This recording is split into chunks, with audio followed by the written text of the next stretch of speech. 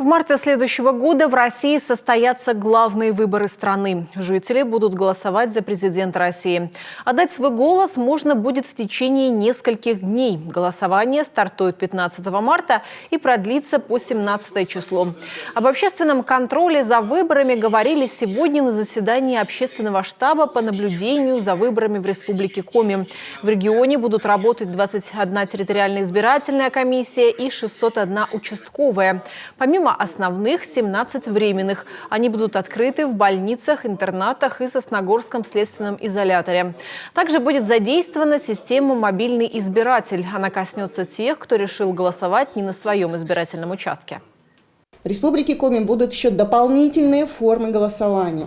Первое – это голосование вне помещения для голосования. Для тех избирателей, которые приболеют или которые ухаживают за своими родственниками.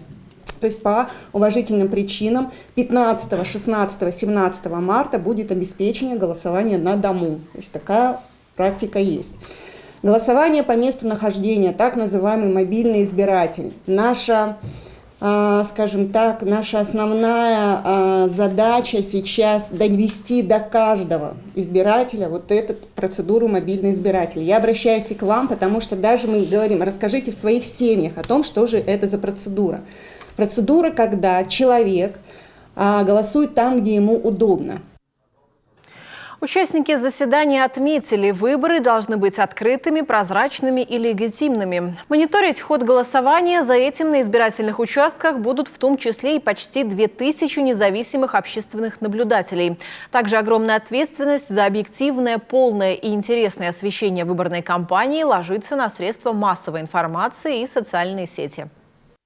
Именно СМИ своей работой показывают, что выборы у нас открытые и прозрачные. А открытость и прозрачность выборов – это главные составляющие части их легитимности.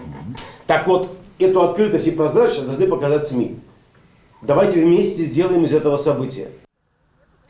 22 декабря в Москве состоится экспертное совещание на площадке Общественной палаты России. Там озвучат насущные вопросы по подготовке к выборам президента.